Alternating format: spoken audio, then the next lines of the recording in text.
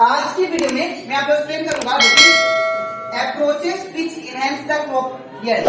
हम लोग आज की वीडियो में आपको समझाऊंगा कि क्रॉप का प्रोडक्शन है उसको हम लोग कैसे इम्प्रूव कर सके। ठीक है, कैसे प्रोडक्शन को हम लोग ज्यादा कर सकते हैं, क्या क्या फैक्टर है। ठीक है, हम लोग क्लास 9 साइंस का चैप्टर 15 करे थे, that is improvement in food resource. आज का वीडियो लेक्चर नंबर 3 है। इसके पिछले वीडियो में मैंने आप लोग को लेक्चर 1 और 2 में मैंने आप लोग को सिखाया था दैट इज क्रॉप्स के बारे में और साथ ही साथ क्रॉप सीजन के बारे में। ठीक है, तो अगर आपको सारा कंसेप्ट अच्छे से सीखना है तो आप लोग उसको मेरे यूट्यूब चैनल में जाकर उसको देख सकते हैं। ठीक है, इसी के साथ साथ अभी तक मैंने क्लास 9 साइंस का chapter 1, chapter 2, chapter 3, chapter 8, chapter 9, chapter 10 and chapter 11 and chapter 12 इन सभी चैप्टर का जितना भी टॉपिक था हर एक टॉपिक मैंने आप लोग को डिटेल में एक्सप्लेन किया। ठीक है, और इसी के साथ साथ मैंने आप लोग को चैप्टर 8, 9, 10, 11 का जितना भी न्यूमेरिकल क्वेश्चन था इनसाइड द बुक और एक्सरसाइज में वो सारा मैंने आप लोग को एक्सप्लेन कर दिया। ठीक है, तो अगर आपको सारा न्यूमेरिकल क्वेश्चन और वो सारा कंसेप्ट हर एक टॉपिक अच्छे से सीखना है तो आप लोग उसको मेरे यूट्यूब चैनल में जाकर उसको देख सकते हो। ठीक है, मैंने हर एक चैप्टर का प्लेलिस्ट बना के अपलोड कर दिया। ठीक है, तो स्टार्ट करता है क्लास।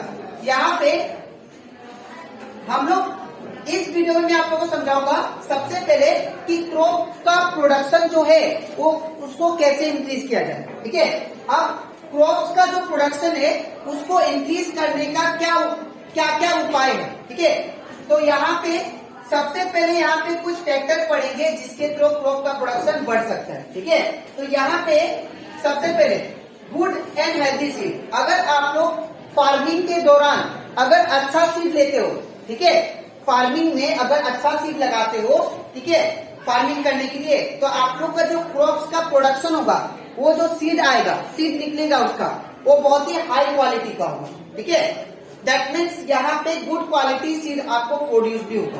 ठीक है, जैसे धान के लिए जब हम लोग धान खेती करते हैं तो धान खेती करते समय कोई क्या करता है, सीड का टेस्ट भी करता है। ठीक है, तो यहाँ पे सीड का टेस्ट करने के बाद में बहुत सारा सीड का क्वालिटी, सीड का भी बहुत सारा क्वालिटी होता है, तो डिपेंड करता है कौन सा अच्छा क्वालिटी का सीड अगर लगाते हो तो आपको क्रॉप्स का प्रोडक्शन अच्छा मिलेगा। ठीक है, तो इसीलिए सीड का पहले टेस्ट किया जाता है, उसके बाद हम लोग क्या करते हैं उसको दैट इज उगाते हैं, खेती करते हैं उसका। ठीक है, तो याद रखिएगा पहला क्या है, that is factor good and healthy seed लेना है, अच्छा वाला सीड। ठीक है, इसके बाद हाइब्रिडाइजेशन। हाइब्रिडाइजेशन मतलब क्या होता है, अगर दो अलग अलग प्लांट को अगर आप लोग एक साथ उगाते हो तो जो नया प्लांट मिलेगा वो गुड क्वालिटी होगा।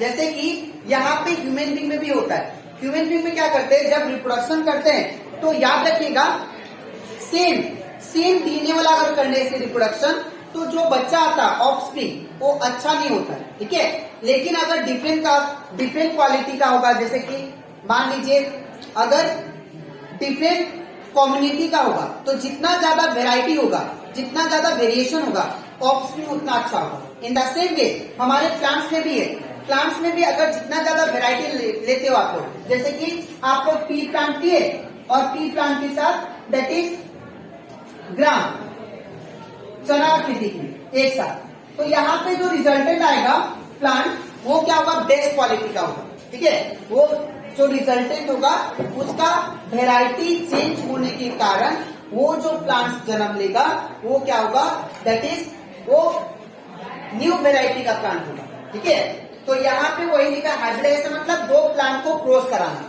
ठीक है, ये आपको दैट इज आप लोग जब हायर क्लास में जाओगे तो बायोटेक्नोलॉजी नाम का चैप्टर पढ़ोगे, उसमें क्या था, उसमें बहुत सारा किसी का बैक्टीरिया का जीन निकाल के दूसरा बैक्टीरिया में डाल देना, ऐसा भी होता है। और कोई आप लोग देखना जो दैट इज ट्विंकलिंग करता है।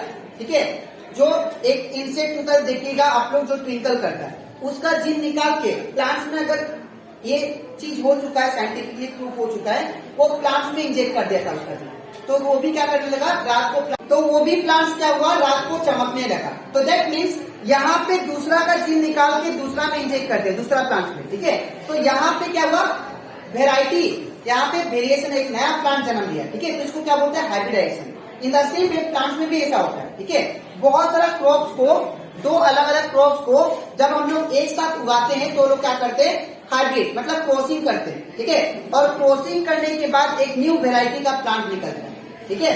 तो ये आप लोग खेती में खेती करते समय आप लोग ये इसको एडॉप्ट कर सकते हो, ठीक है। फिर आप पढ़ते हैं हम लोग प्रॉपर्टीज, कुछ प्रॉपर्टीज है जिसको हम लोग सीड को इम्प्रूव कर सकते हैं, ठीक है। क्या क्या प्रॉपर्टीज है देखिए। पहला हायर ईयर। अब यहाँ पे हम लोग पढ़ेंगे कि जो इम्प्रूव सीड लगाते हैं, जो अच्छा क्वालिटी वाला सीड लगाते हैं, उससे हम लोग को क्या क्या फायदा हो सकता है, ठीक है। तो पहला प्रॉपर्टी है higher yield. To increase the productivity of the crop quality, मतलब अगर आप लोग अच्छा सीड लगाते हो, ठीक है, अपने दैट इज लैंड में, तो उसका प्रोडक्शन भी ज्यादा होगा, ठीक है। अगर अच्छा क्वालिटी वाला सीड यूज करते हो तो आपका क्रॉप्स का प्रोडक्शन क्या होगा, बढ़ जाएगा, ठीक है। दूसरा इम्प्रूव क्वालिटी। इम्प्रूव क्वालिटी यहाँ पे मतलब quality of crop product vary from crop to crop. अब जो पहले, जैसे कि आप लोग ऐसे मानिए कि पहले जो क्वालिटी सीड यूज करते थे वो अच्छा क्वालिटी नहीं था, तो उस टाइम का जो क्रॉप था उसमें से सारा जो थे वो सारा सीड नहीं दे पाते थे। लेकिन अभी मान लीजिए आप लोग टेस्ट करके सीड को लेके आए और उसका खेती किए, तो एज कम्पेयर टू प्रीवियस अभी का जो खेती होगा वो क्या हो जाएगा, अभी का जो सीड का प्रोडक्शन होगा क्रॉप्स का वो ज्यादा होगा एज कम्पेयर टू प्रीवियस, ठीक है। तो अगर इम्प्रूव क्वालिटी, अगर अच्छा क्वालिटी यूज करते तो आपको अच्छा प्रोडक्शन मिलेगा, ठीक है। फिर बायोटिक एंड बायोटिक रेजिस्टेंस। अब जब भी हम लोग खेती करते हैं तो खेती करने के दौरान उसके साथ ही साथ अनवांटेड प्लांट्स भी ग्रो होता है, जो कि आप लोग क्लास 8 में पढ़े होंगे। अनवांटेड प्लांट्स को हम लोग वीड्स बोलते हैं, ठीक है, वीड्स, अनवांटेड प्लांट्स,